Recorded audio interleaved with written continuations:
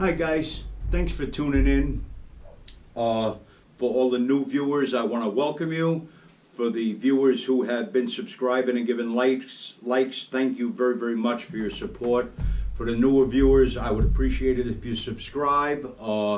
It helps support the channel. It's our channel. I don't get any revenue for this. Everything on this channel was bought with my own money, and I don't promote things for money. If my numbers would grow, maybe I could start getting offers for promotions.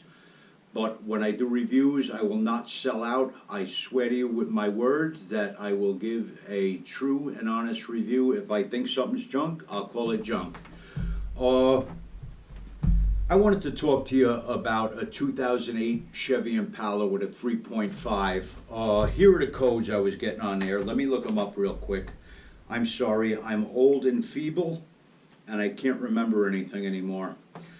All right, I had three codes that were happening on this. A p0172 rich condition, a p0300 random multiple misfire, and a p0302 misfire cylinder number 2.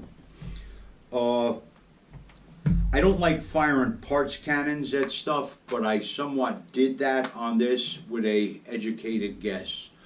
What was going on is I was having a rich condition, so what I did was I did a fuel pressure test, and I couldn't do a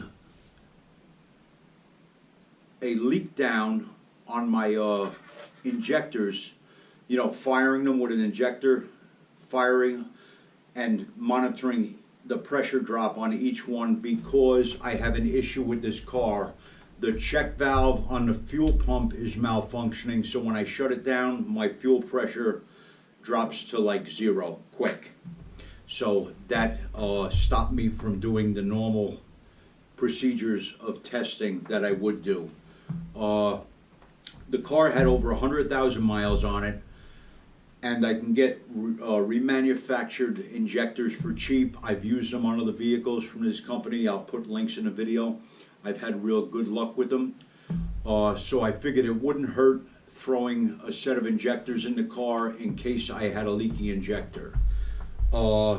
Just for information's sake to you guys, a leaky injector can cause extensive damage to an engine. What it does is it can wash out the cylinder. Even a dirty injector that's pissing out a stream, that won't only rob you of performance and gas mileage, it can actually wash out the cylinder. That raw fuel sprays on the wall of the cylinder, washing off the oil that lubricates it, so it'll cause scuffing on the cylinder walls, and it's not good on the rings either, so it can cause severe engine damage. So long story short, not so short, I threw in the injectors and I still have the problem. I needed to get it inspected, so I put one of those little O2 cheaters. It extends the O2 sensor back out of the exhaust a little bit, so my check engine light would stay off so I could get it inspected. So bottom line is I need to drop the gas tank on this and put in a new fuel pump. I'm not going to do that right now. I hope to do that when the weather is nice this summer. But what I'm going to do today is I'm going to hook my Pico lab scope up to it, and I'm going to do a relative compression test. While I'm at it, I'm going to do a battery check test just to show you guys how to do it. If any of you have scopes. If you can't afford to get a Pico scope, you could get the Handtech. I think it's a 1008C. They're like $100 and something bucks. The whole set is like $200. It's enough to do some of these things. You know, it's not perfect, but if you're doing this stuff yourself and you're not doing it as a profession, it beats a blank. So when you first crank the car, the battery shouldn't drop below 8.5 to 9 volts. If the battery drops below that on initial crank, that battery is not in good health. When you do a relative compression test, you put an amp clamp on the leads, on a lead coming out to the starter. You have to remove the fuel pump fuse, run the car, remove the fuel pump fuse, let the fuel run out where the car will die, then hook up an amp clamp, high current amp clamp to the battery lead that goes to the starter, and crank it over. What you're looking to do with this is you're reading how much electric current draw is taking place by that starter. If the engine is healthy, you should have a uniform draw across each cylinders.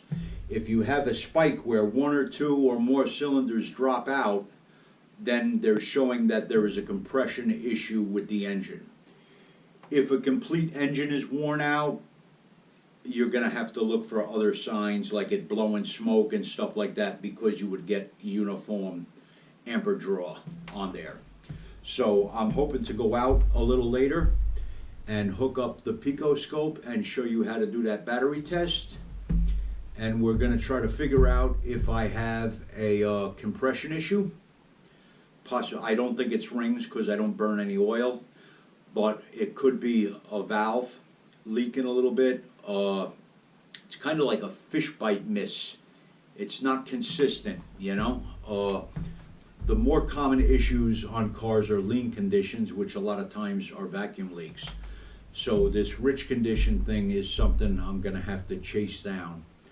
I don't think it's a cracked valve spring. It might be an ignition problem. I'm going to do secondary ignition waveform tests. I'm learning on the Pico Scope. I hope to learn with you guys with me. I have studied a lot on what the waveform should look like with the secondary ignition, what certain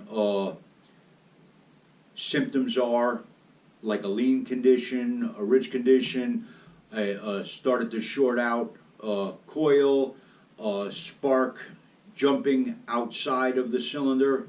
So I hope we'll get the secondary waveforms to come through on my Pico Scope, and we can learn a little bit about what's going on with this car and how to work with this equipment. So I hope you guys will be patient. Like I said, the Pico Scope is new to me, so I'll be learning as I go here. Let me be human and screw up, guys. Take it easy on me, okay? All right, we'll be back.